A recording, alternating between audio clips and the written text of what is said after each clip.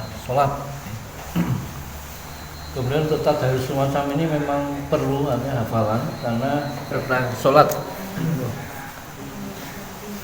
Assalamualaikum warahmatullahi wabarakatuh.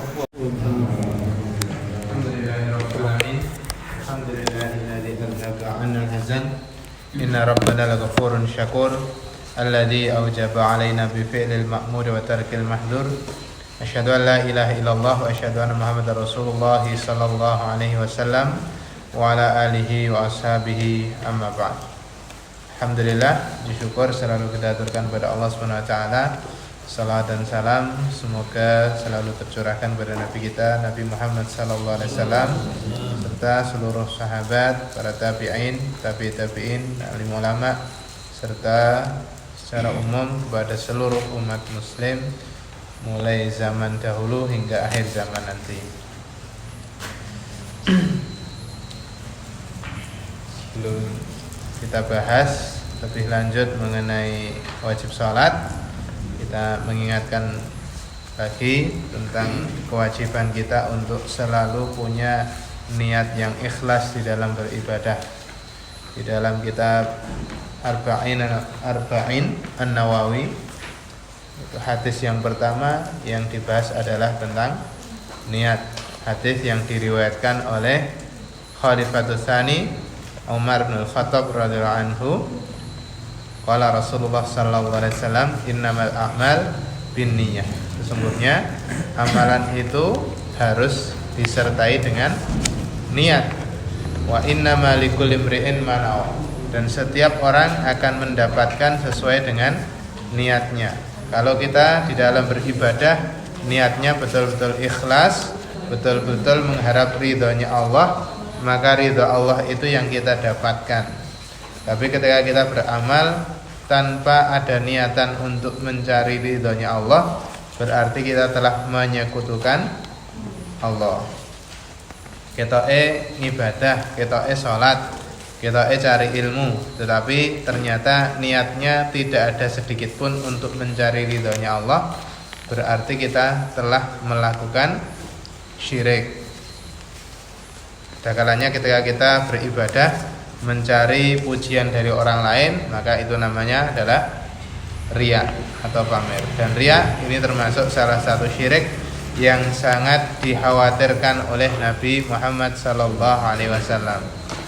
Yang paling dikhawatirkan oleh Rasulullah kepada umatnya bukan ketika seseorang itu menyembah berhala, bukan seseorang itu melakukan syirik akbar, tapi yang paling dikhawatirkan oleh Rasulullah adalah asyirkul asghar, syirik kecil atau syirik khafiyah, syirik yang samar, yaitu dalam bentuk riya atau pamer di dalam beramal. Insyaallah pada malam hari ini kita lanjutkan pembahasan wajib salat. Insyaallah mungkin 2 nomor. Nomor yang keempat terkait dengan bacaan Rabbil Firli, yaitu ketika duduk antara 2 sujud, serta yang kelima adalah bacaan tasyahud awal serta duduk tasyahud awal.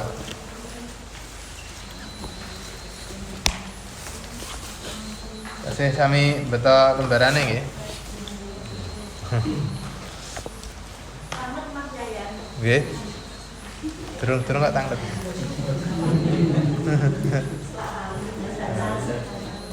Lali. Dan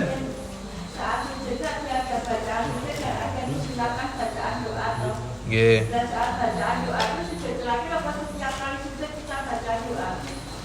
Setiap kita sujud. Ya, setiap kita sujud itu disunahkan, diperbolehkan kita membaca doa sesuai dengan hajat kita.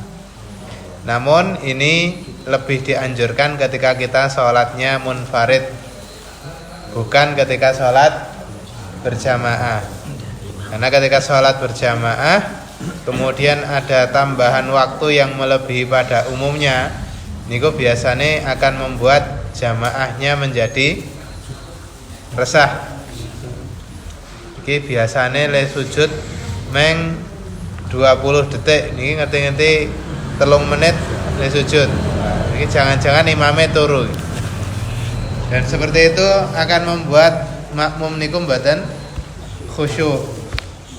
Jadi pas sujud niku malah pikirane ngladrah ten pundi-pundi. Bahkan bisa jadi berprasangka buruk. Ampun nggih? Yang doa itu harus bahasa Arab Kak. Oh, nggih. Riyen insyaallah pun kita jelaskan untuk doa ketika sedang sholat. Ketika kita mampu dengan doa bahasa Arab, maka wajib dengan doa bahasa Arab. Kecuali kalau kita memang tidak punya kemampuan atau tidak tahu sama sekali doa bahasa Arab, maka diperbolehkan dengan doa sesuai dengan bahasanya masing-masing. Nah, kalau kita kan insyaallah sudah tahu beberapa doa dengan bahasa Arab yang sudah masyhur. Paling hafal doa apa? Rabbana atina. Wes pokoknya sapu jagat.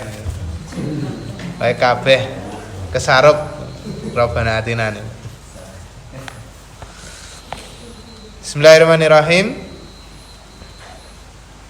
Mengucapkan Rabbi firli ketika duduk antara dua sujud. Yang pertama kita bahas adalah hukumnya dulu. Membaca Rabbi firli ketika duduk antara dua sujud niki hukumnya adalah wajib. Dan ini menurut pendapatnya Imam Ahmad Ibnu Hambal atau pendapat mazhab Hambali. Nah, meskipun jumhur nggih, jumhur niku artinya mayoritas. Mayoritas niku mengatakan hukum membaca Rabbi firli ketika duduk antara dua sujud niku hukumnya sunnah. Di mazhab Syafi'i, di mazhab Hanafi, di mazhab Hambali, di mazhab Maliki niku mereka mengatakan bahwa bacaan Rabbi firli ketika duduk antara dua sujud niku hukumnya sunnah. Namun di antara dua pendapat ini yang lebih kuat karena berdasarkan hadis-hadis yang lebih sahih dengan istimbat yang lebih kuat, maka yang lebih kuat, yang lebih rajih adalah pendapat mazhab Hambali bahwa bacaan Rabbi firli ketika duduk antara dua sujud itu hukumnya adalah wajib. Nah, ini saya kula tulis ten mriku namung pendapat terkuat mawon. Pendapat terkuat tentang bacaan Rabbi firli itu hukumnya adalah wajib. Kenapa kok perbedaan itu terkadang kita utarakan itu tujuannya supaya kita tidak mudah menyalahkan ketika ada orang lain yang punya pendapat yang berbeda dengan kita. Memang ilmu fikih niku sangat luas. Dan ketika kita belajar ilmu fikih niku butuh keluasan hati kita. Nek umpamane enten wong sing beda kaya diriku mboten langsung divonis wah salah kuwi. Mboten asal. Kecuali kalau memang benar-benar dikatakan oleh mayoritas para ulama bahwa itu hukumnya salah. Nah, baru kita mengikuti apa yang dikatakan oleh para ulama. Adapun dalil yang mengatakan bahwa bacaan Rabbi firli ketika duduk antara dua sujud niku adalah wajib, niku didasarkan pada hadis yang diriwayatkan oleh sahabat yang bernama Hudzaifah ibnul Yaman. Hudzaifah bin Yaman niku salah satu sahabat yang punya julukan Sahibu Sirri Rasulillah. Sahabat yang punya rahasia dari Rasulullah sallallahu alaihi wasallam. Sehingga salah satu di antara rahasianya adalah Hudzaifah niku pegang nama-nama orang munafik yang ada di Madinah. Salah satu-satunya sahabat yang memegang nama-nama orang munafik di Madinah niku adalah Hudzaifah bin Yaman. Sehingga sahabat sekelas Abu Bakar sama Umar niku mawon napa nggih? Bertanya pada Hudzaifah, jenengku ki katut ning gone daftar wong munafik niku mboten? Niki sahabat sekelas sinten? Abu Bakar kalih Umar. Dia pun bertanya pada Hudzaifah, jenengku ki janjane katut daftar wong munafik niku napa? Mboten. Niku saking para sahabat niku merasa hati-hati, mboten jumawa nggih. Kadang kan enten wong niku rumangsa sok yes. Nek kaya aku ki ora mungkin dadi wong sing elek. Nek kaya aku ki cara-cara imane ki ketoke ya wis dhuwur nek dibandingke liyane. Lah niku kan termasuk perasaan sombong yang terkadang menghampiri pada diri kita. Nah, mulai nek ningali tiang-tiang ingkang terkadang qadarullah secara amaliyahnya niku sangat kurang. Enten koncone, enten kula umpamane, enten kula utawa jenengan tertib ten masjid.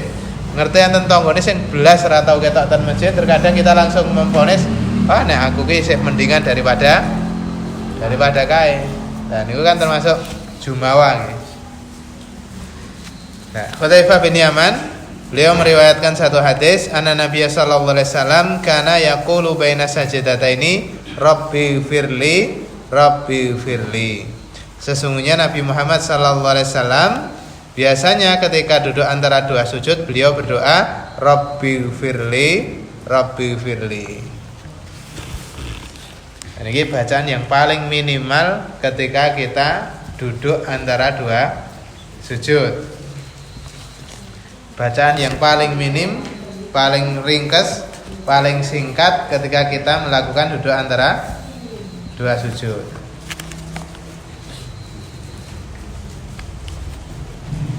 Kenapa kok hadis ini dijadikan sebagai dasar tentang bacaan ini menjadi wajib sholat? Jadi selain hadis ini menjadi suatu kebiasaan yang selalu dilakukan oleh Rasulullah, sesuatu yang tidak pernah ditinggalkan oleh Rasulullah, itu biasanya hukumnya adalah wajib. Berbeda dengan sesuatu yang selalu dikerjakan oleh Rasulullah tapi terkadang ditinggalkan, maka hal yang seperti itu hukumnya sunnah. Makanya riyen Nabi pernah melakukan sholat taraweh selama 3 malam berturut-turut. Terus malam keempat Rasulullah berhenti dari sholat taraweh di masjid. Tujuannya apa? Agar itu tidak menjadi wajib. Karena ketika itu dibiasakan dan terus menerus dilakukan oleh Rasulullah, dikhawatirkan itu menjadi hukumnya wajib. Ini kok kenapa bacaan itu menjadi wajib? Dan ini pendapat yang paling kuat, yaitu pendapatnya Imam Ahmad bin Hanbal.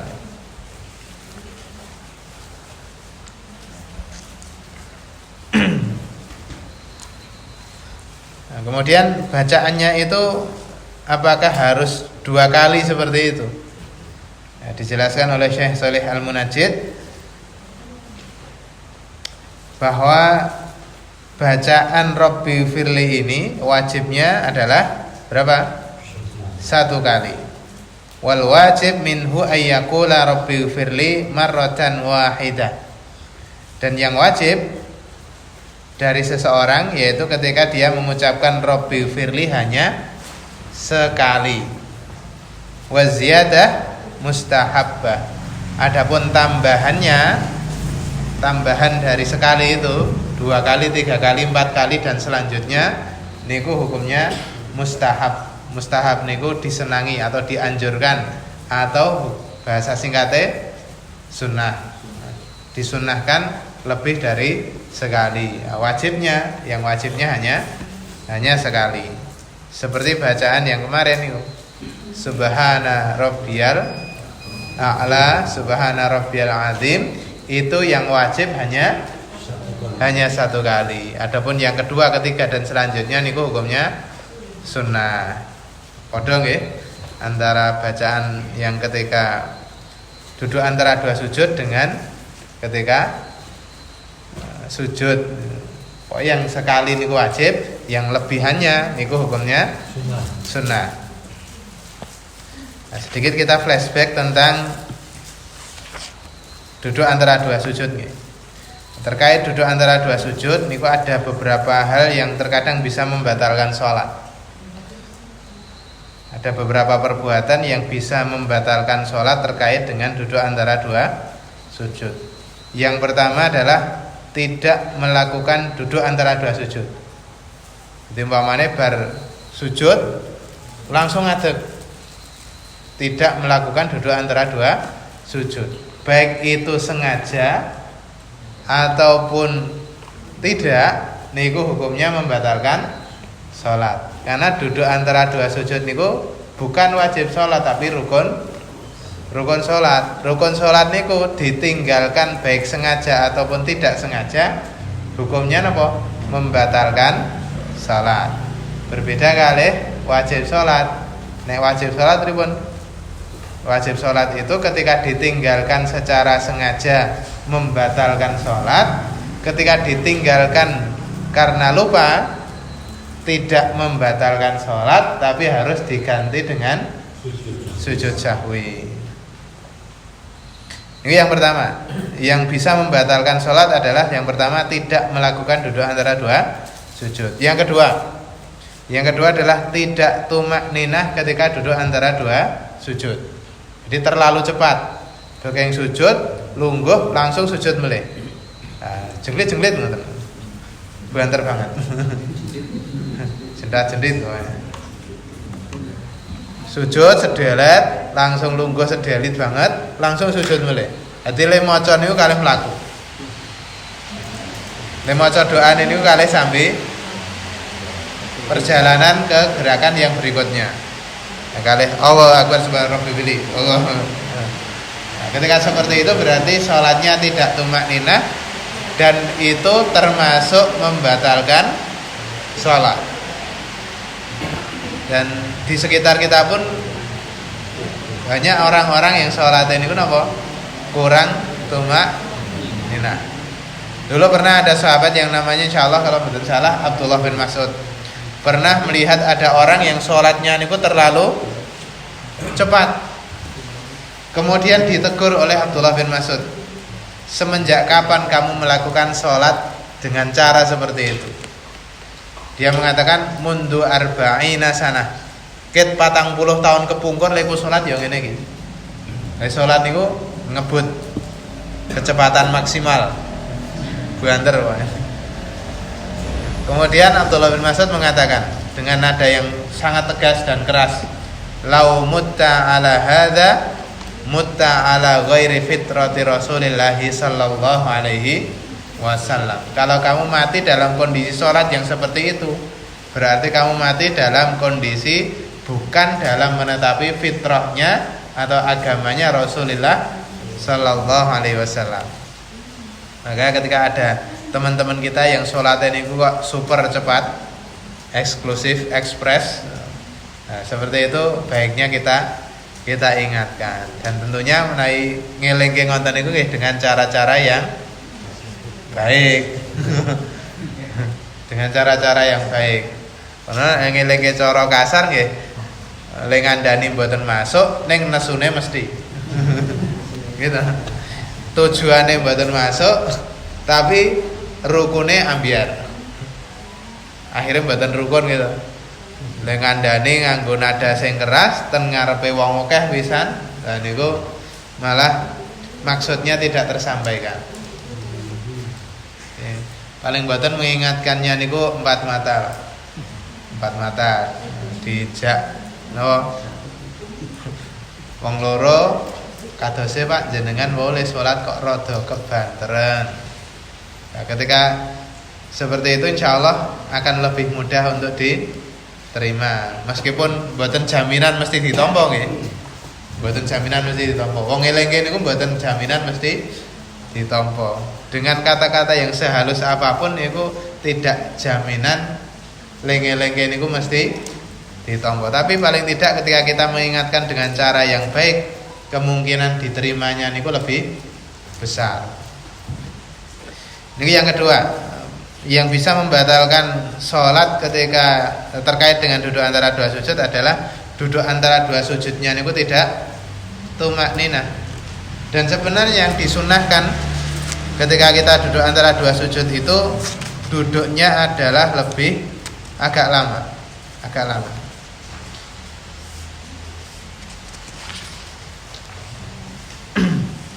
Ada satu hadis yang diriwayatkan dari Sinten iki? Dari Thabit Al-Bunani. Dia pernah sholat di belakangnya Anas bin Malik. Fakana Anasun yasna'u syai'an la arakum tasna'unahu. Anas itu mengerjakan sesuatu yang tidak aku lihat kalian kerjakan. Anas sholatnya niku beda kali para tabiin di saat itu. Pripun niku?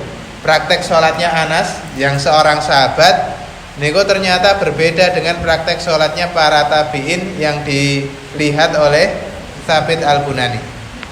Yaitu karena idza rafa'a ra'sahu minar ruku' intasaba qa'iman. Anas itu ketika bangun dari ruku' maka beliau berdiri yang lama. Ketika iktidal niku lek iktidal mboten cepet banget. Mboten namung sami Allahu liman hamidah rabbana walakal hamdu langsung mboten. Tapi berdiri agak lama. Hatta yaqulal qail qad nasiya.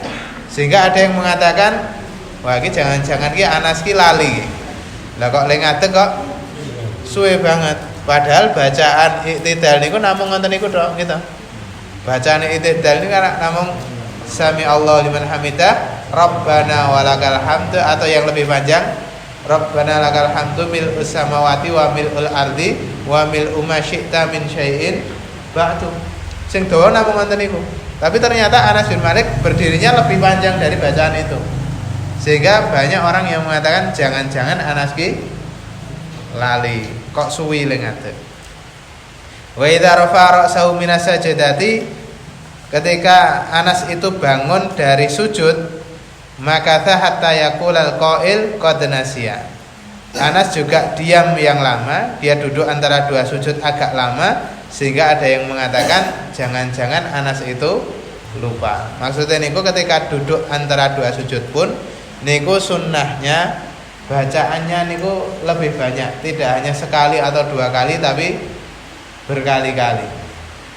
Meskipun bacaan napa jenenge? Bacaan duduk antara dua sujud niku kan yang paling singkat wae namung Rabbi firli, tapi itu boleh diulang-ulang berkali-kali. Boleh dibulan-baleni. Dan itu yang dilakukan oleh Anas bin Malik dan para sahabat sebelumnya. Dan itu tentunya juga meniru apa yang dilakukan oleh Nabi Muhammad sallallahu alaihi wasallam.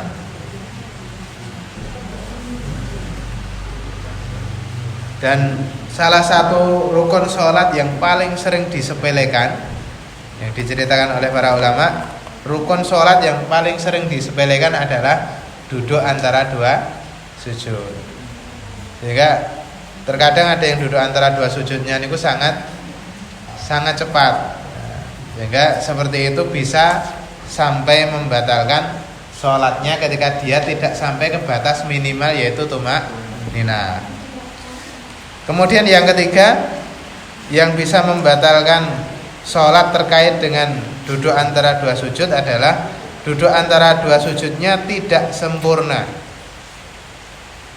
Duduk antara dua sujudnya niku tidak sempurna. Tidak sempurna niku pripun? Tidak sampai tegak. Arti tesih rada bungkuk. Dadi saking sujud rada bungkuk sithik langsung sujud melih.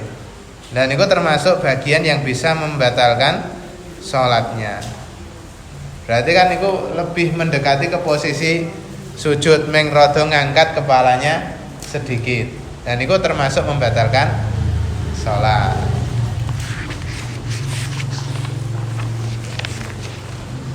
Adapun bacaan yang lain dari duduk antara dua sujud, itu macamnya banyak sekali.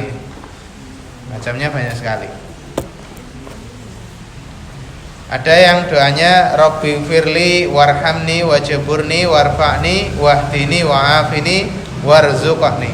Ada yang sampai 7 doa, 7 kalimat. Rabbi firli, ya Allah, wahai Tuhan kami, ampunilah aku. Warhamni, dan berilah rahmat kepadaku. Sayangilah aku.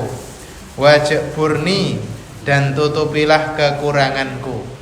Warfa'ni, dan tinggikanlah derajatku.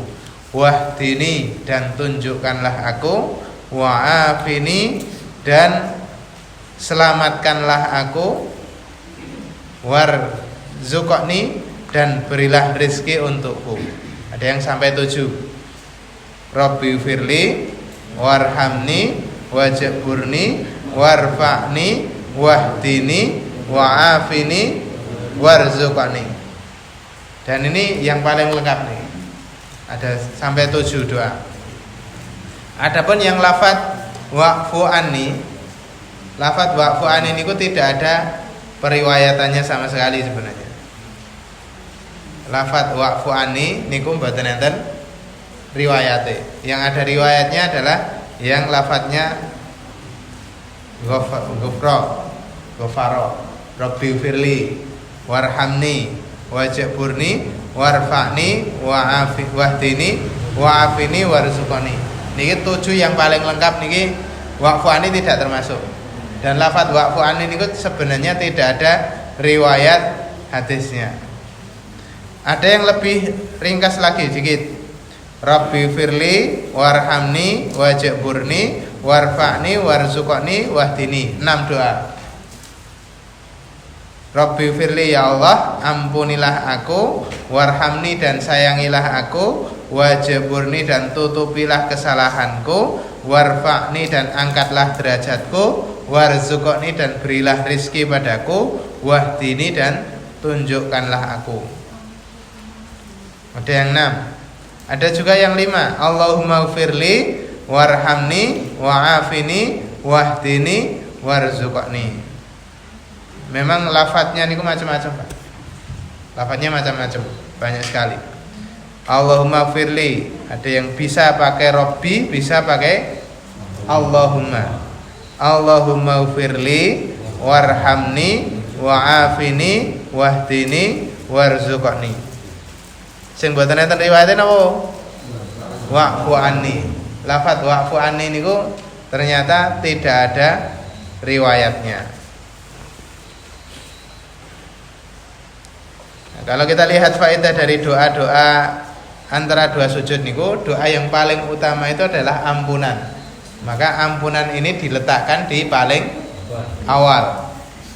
Baik yang pakai lafadz Allahumma atau yang pakai lafadz Rabbi. Doa yang pertama adalah ampunan. Karena ampunan ini termasuk puncak dari rahmatnya Allah. Rabbi firli, ada yang Allahumma firli.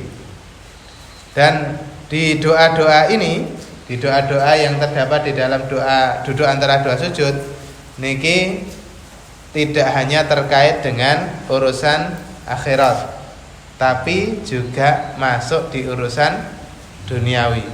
Urusan duniawi pun juga diminta di dalam sholat, terkhusus ketika sedang duduk antara dua sujud. Lafadznya apa wau? Warzuqni. Warzuqni, rizki ini kan terkait masalah rizki kita di dunia. Meskipun kalau kita bahas secara detail rizki ini janjane macam-macam nggih. Ada rizki yang napa sifatnya niku untuk materi jasmani, rizki untuk badan baik berupa sandang, pangan, papan, ini kan yang berupa materi.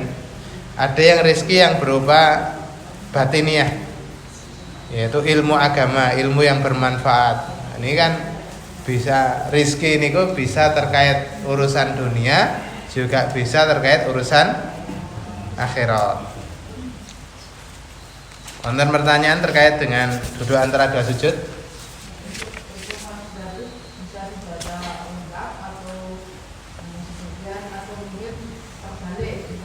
Nggih.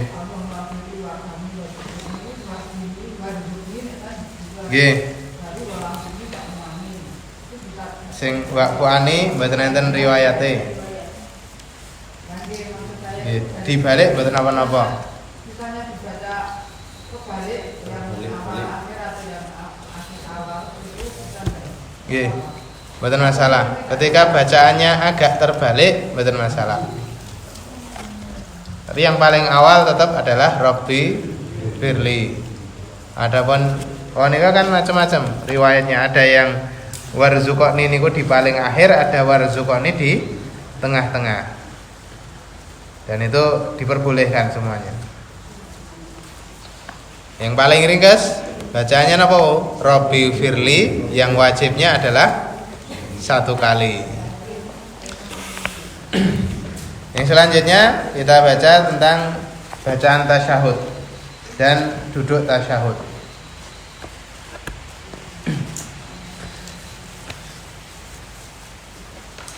Bacaan tasyahud dan duduk tasyahud awal ini juga termasuk wajib sholat. Namun ini juga sebenarnya juga masalah khilafiyah. Di mazhab Hanafi dan Hambali niki hukumnya adalah wajib. Bacaan tasyahud dan duduk tasyahud awal ini hukumnya wajib menurut mazhab Hanafi dan Hambali. Sedangkan menurut mazhab Syafi'i, duduk tasyahud awal dan bacaan tasyahud awal niku hukumnya sunnah. Meskipun kalau kita buka di kitab Safinatun Najah, sunnahnya itu maksudnya adalah sunnah ab'ad. Maksudnya ketika itu ditinggalkan, ketika duduk antara 2 sujud niku ditinggalkan karena lupa, maka tetap diganti dengan sujud syahwi. Meskipun hukumnya mboten wajib menurut mazhab Syafi'i. Memang ada hal-hal yang agak berbeda sedikit di pembahasan mazhab Syafi'i. Di mazhab Syafi'i, meskipun sunnah, khususnya adalah sunnah ab'ad, ketika itu ditinggalkan, maka itu diganti dengan sujud syahwi.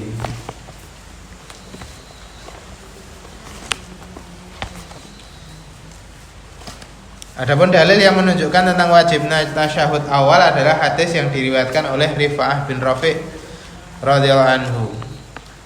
Jadi kalau ada nama kemudian doa yang di belakangnya itu adalah lafadznya adalah radhiyallahu anhu, berarti itu menunjukkan dia adalah seorang sahabat.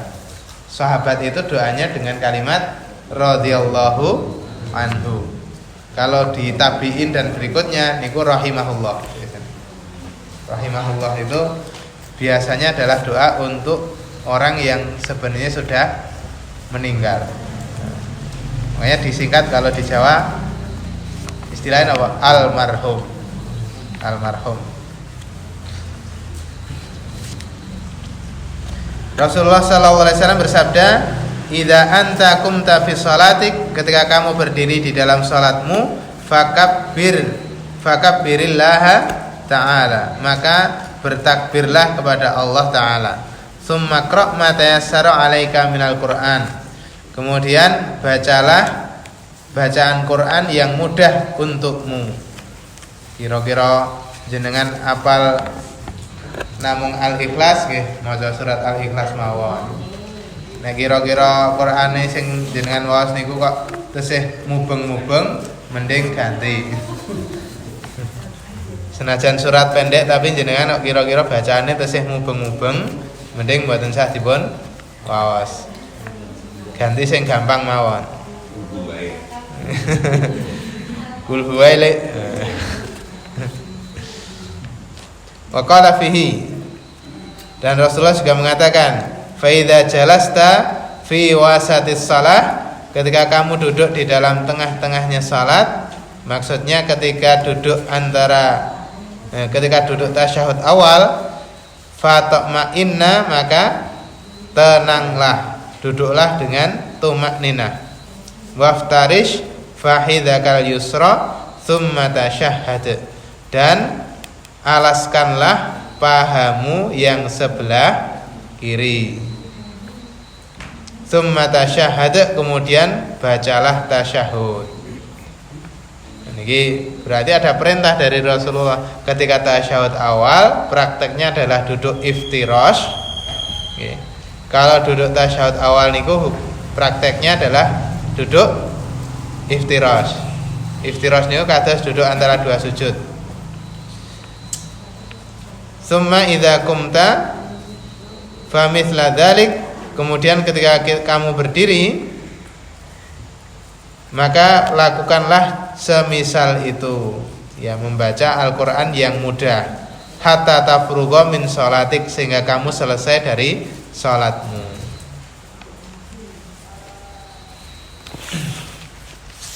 Ada perbedaan sedikit antara duduk tasyahud awal dengan duduk antara dua sujud. Kalau duduk antara dua sujud niku model duduknya ada dua macam. Oke, dulu sudah pernah kita bahas ya. Ketika duduk antara dua sujud, duduknya ada dua macam. Yang pertama adalah duduk iftirash, yang kedua duduk napa jenenge? Iqa'a. Duduk iqa'a niku pripun? Dua-duanya mancal. Dua-duanya mancal. Dan napa? Kakinya niku dirapatkan. Nggih. Saged bayang nggih, Pak? Bu. Duduk iqa'a yang dulu sudah kita bahas niku. Nah, ngenten iki. Tinggal ta sing niku. Saged ngengok. Jadi dua kakinya niku dirapatkan, kemudian dua kakinya niku mancat dan dirapatkan. Niki duduk antara dua sujud niku prakteknya bisa dua macam. Macam yang pertama seperti biasane, ngenten niki duduk iftirash. Macam yang kedua duduk iqa'a. Sedangkan ketika duduk antara dua sujud, prakteknya hanya satu macam. Tasyahud awal nggih. Tasyahud awal, duduk tasyahud awal niku prakteknya hanya satu macam, yaitu duduk iftirash. Iqa'a tidak disunahkan ketika tasyahud awal. Nggih, dulu kita punya pengertian yang keliru. Kayak kula ren punya pengertian keliru krana le ngajari ngoten niku. Iqa'a juga boleh ketika tasyahud awal ataupun tasyahud akhir riyen. Ternyata niku salah. Iqa'a niku hanya disunnahkan ketika duduk antara dua sujud.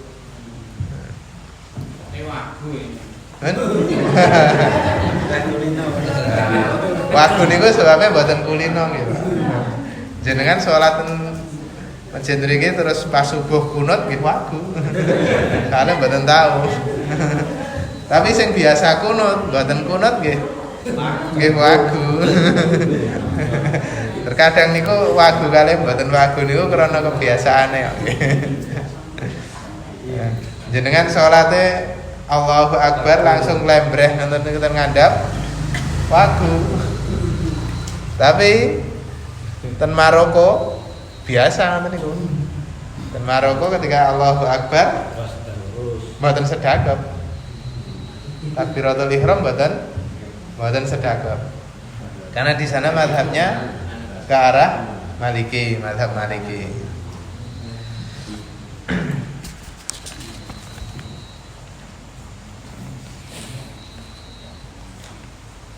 Tasyahud awal dan duduk tasyahud awal niku bukan termasuk rukun sholat, namun termasuk wajib sholat. Karena Nabi pernah lupa untuk mengerjakannya, namun Nabi menambal gerakan tersebut dengan sujud syahwi.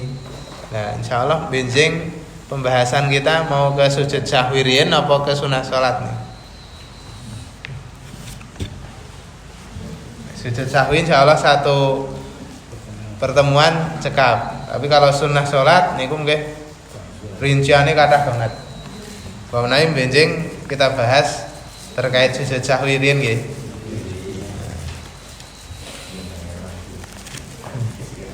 Nabi menambal karena Nabi lupa tidak tasyahud awal, Nabi menambalnya dengan sujud sahwi.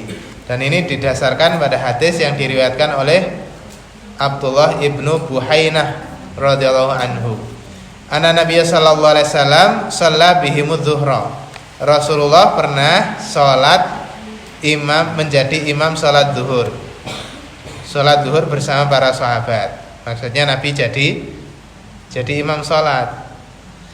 Faqama fi rak'atainil ulayaini lam yajlis. Kemudian Nabi berdiri setelah rakaat yang kedua. Setelah 2 rakaat yang pertama, Nabi tidak duduk. Setelah 2 rakaat, Nabi tidak duduk tasyahud awal, tapi Nabi lanjut berdiri. Faqaman nasu ma'ahu. Kemudian makmumnya pun juga ikut berdiri.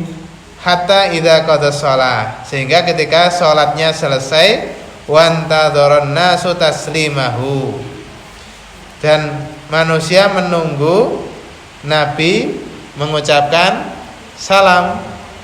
Namun ternyata kabbara wa huwa jalisun. Ternyata Nabi tidak salam, tapi Nabi takbir kemudian sujud, kemudian Nabi takbir dalam kondisi duduk. Fasajada sajadataini qabla ayyusallima. Kemudian Nabi sujud 2 kali sebelum salam. Fasallama tsumma sallama, kemudian setelah itu Nabi salam. Di awal takbir dulu. Nggih. Sujud sahwi.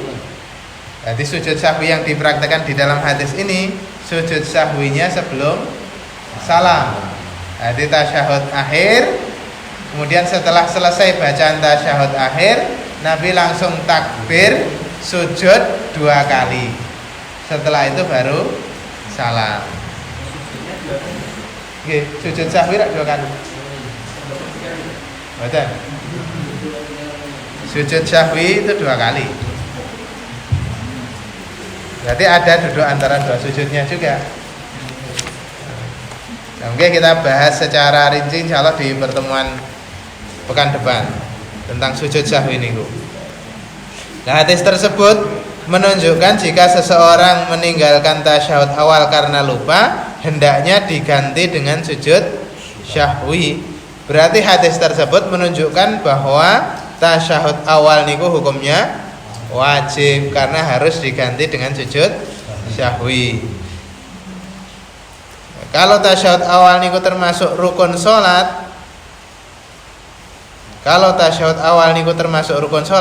maka pasti Nabi akan duduk kembali meskipun sudah terlanjur berdiri. Tapi Nabi ternyata tidak duduk kembali, namun Nabi tetap melanjutkan berdirinya. Dan di akhir sholat Nabi menggantikannya dengan duduk tasyahud yang terlupakan dengan sujud sahwi. Dan ini menunjukkan bahwa tasyahud awal niki hanya wajib dan tidak sampai ke derajat rukun. Nah, ini juga menjadi pembelajaran kagum kita semuanya, nggih.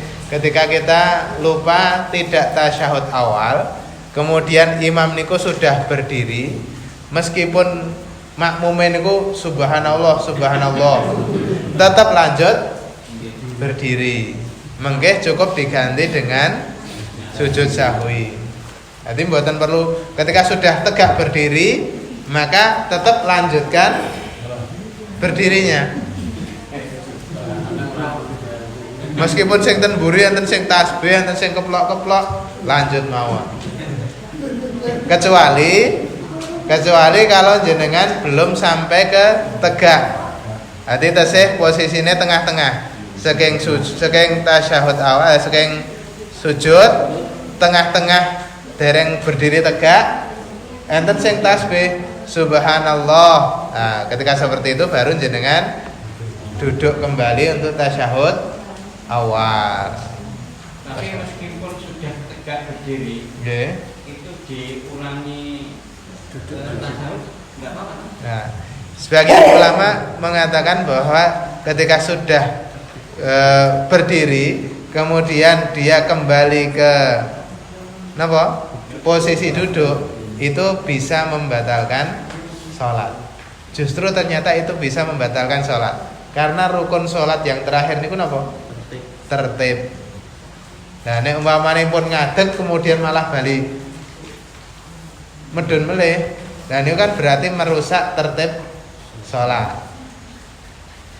Sebagian ulama mengatakan itu bisa membatalkan sholat. Makanya ketika sudah berdiri mboten sah lungguh melih, pun tetap lanjutkan berdiri meskipun sing ten mburi do bengok-bengok. Piye to Ki?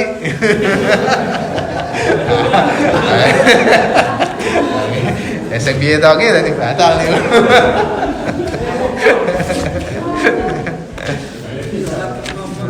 Salat ngomong.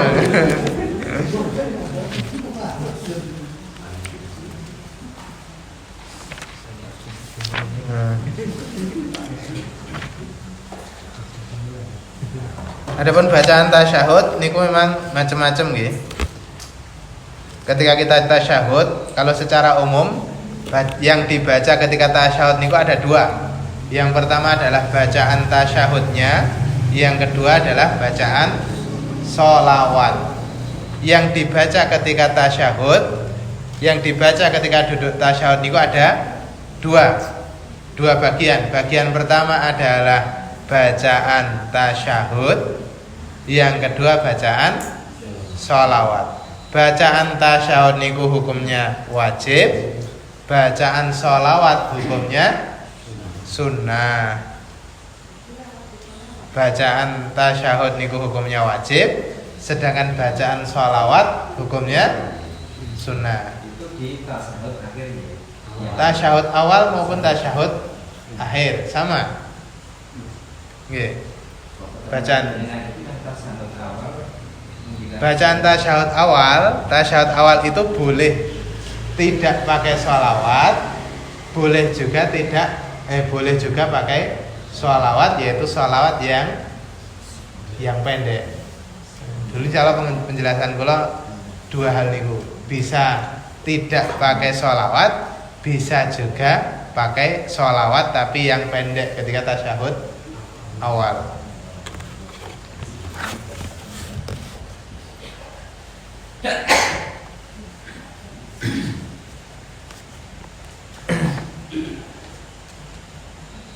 Kemudian Rasulullah SAW juga mengajarkan berbagai macam lafaz tasyahud.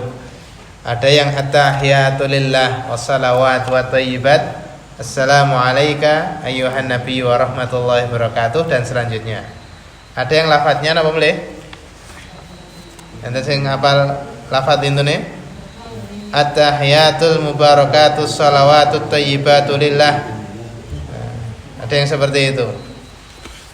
Dengan adanya bacaan-bacaan yang diajarkan oleh Rasulullah yang bermacam-macam seperti itu, sikap yang paling benar kita sebagai umat muslim adalah mengamalkan seluruhnya secara bergantian.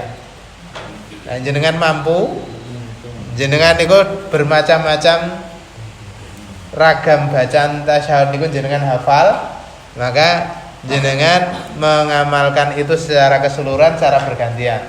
Mungkin pas sholat zuhur pakai yang at-tahiyatul lillah, pas sholat asar pakai yang at-tahiyatul mubarakatus shalawatut thayyibatu lillah.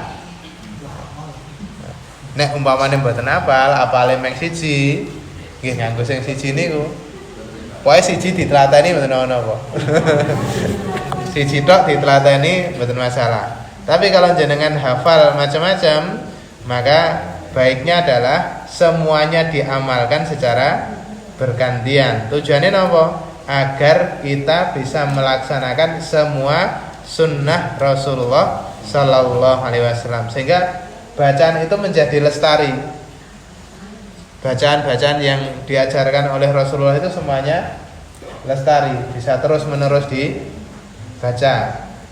Mungkin ten masjid mriki luweh milih sing at-tahiyatulillah, mungkin sing ten masjid mriko benten melih, nggih mboten masalah ngoten niku. Yang penting ada dasar hadisnya, mboten gawe dhewe. Wah, iki aku tak gawe dhewe, iki sing gaya baru, sing kuwi wis kuno. Ya, pokoke nek salat niku nggih sesuai apa yang diajarkan oleh Rasulullah Sallallahu Alaihi Wasallam, karena Rasulullah sudah mengatakan shollu kama raaitumuni usolli, salatlah sebagaimana kalian melihatku salat. Nah, setelah tasyahud awal, setelah tasyahud awal bangkit ke rakaat yang berikutnya. Setelah tasyahud awal bangkit ke rakaat yang berikutnya, niku prakteknya bisa dua macam. Bisa yang diangkat adalah tangannya terlebih dahulu, bisa juga yang diangkat adalah lututnya terlebih dahulu. Biasanya kalau yang di Muhammadiyah yang lebih dipilih itu yang lututnya dulu. Dan sebenarnya yang lebih rajih memang yang lututnya dulu. Yang lebih rajih, yang lebih dipilih oleh para ulama niku umumnya adalah ketika bangun dari tasyahud awal niku yang diangkat adalah lututnya terlebih dahulu. Dan prakteknya pripun? Prakteknya bisa dua macam juga. Yang diangkat lututnya dulu itu. Bisa tangannya niku menggenggam. Menggenggam. Nah, ketika apa? Ketika tahiyat awal, kemudian ketika bangunnya tadi tangannya menggenggam kayak ngantem kayak wong push up gitu. Kalau di lafadz hadisnya niku yu'ajinu al-aijen. Al-aijen niku artinya adalah seperti membuat adonan. Nah, ajeng membuat adonan kan diublek-ublek kadang karo diantem-antemi ben luwih kalis gitu. Ben luwih kalis. Nah, ada yang prakteknya niku tangannya digenggam seperti ini. Lututnya dulu diangkat, tangannya genggam. Bisa juga tangannya tidak digenggam, buka biasa. Dan dua-duanya sahih. Boleh digenggam, boleh tidak. Adapun ketika jenengan milih yang tadi, yang tidak jagang, sing boten jagang ngangge tangan, itu pun juga ada dasar hadisnya. Tapi yang lebih kuat sebenarnya adalah yang lututnya dahulu yang diangkat ketika bangun dari duduk tasyahud awal. Insyaallah semangkaten yang bisa kami sampaikan. Ada pertanyaan malih? Tadi terkait dengan imam yang lupa berdiri tadi, makmum sudah mengingatkan, padahal makmum itu sebagian besar duduk. Nah itu kan terus harusnya kan terus mengikuti berdiri, tidak ngotot terus melibu.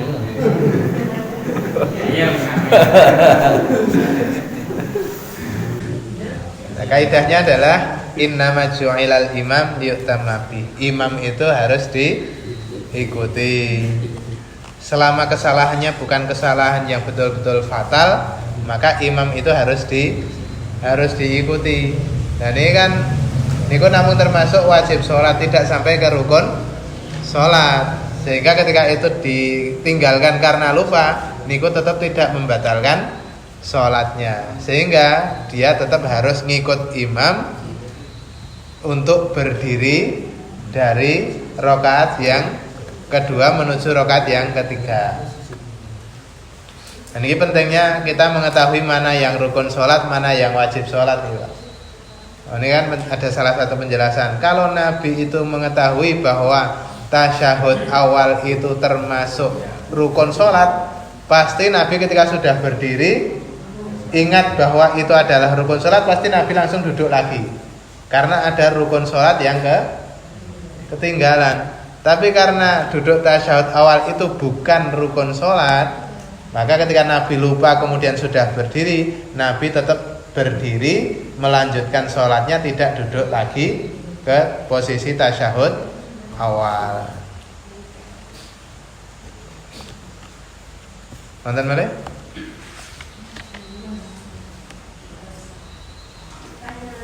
Nggih. Kalau sholat itu misalnya ngapain berapa? Nggih. Pripun? Saya sholat itu kan ada beberapa mazhab ya. Jadi nggak satu mazhab aja umatnya, tapi ada mazhab. Lalu di mazhab itu dicampur itu boleh. Sebenarnya kita tidak wajib untuk mengikuti satu mazhab niku mboten. Jadi ketika mungkin untuk posisi tasyahud. Itu ternyata pendapat yang lebih kuat di mazhab Maliki umpamane. Ketika posisi apa, ternyata yang lebih kuat adalah pendapatnya Hambali.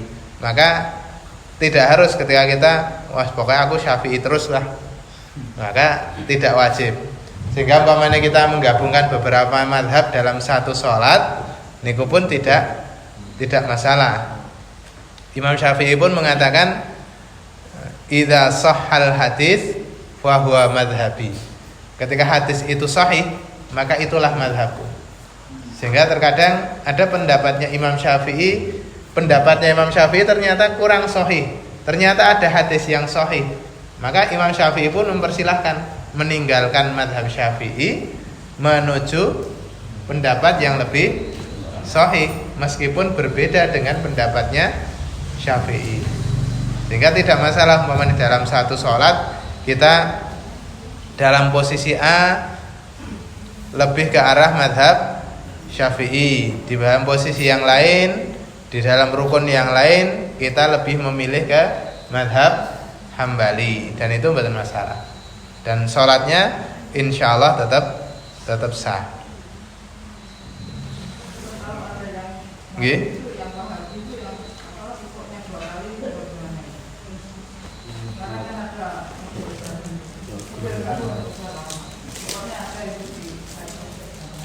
Rukuk.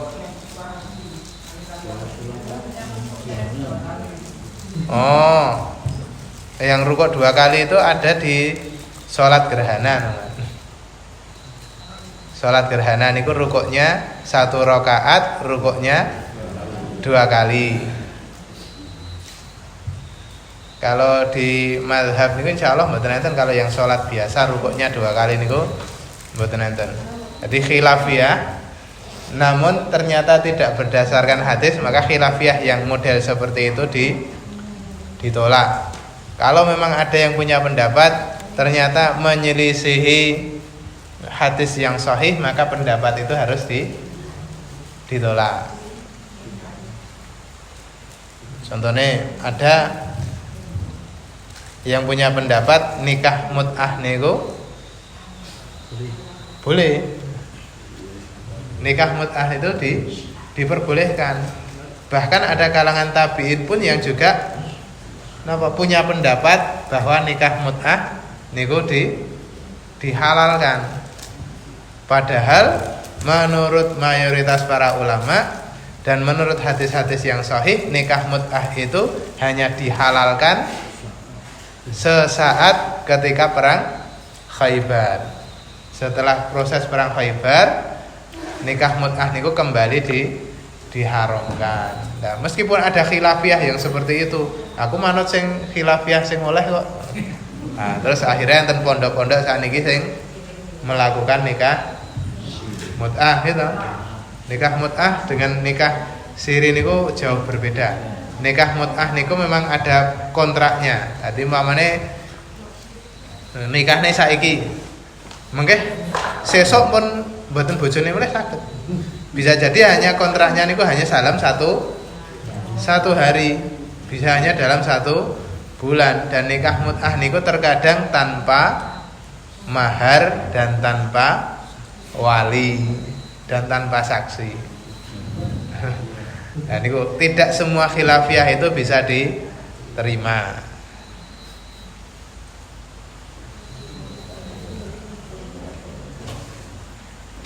Wonten malih?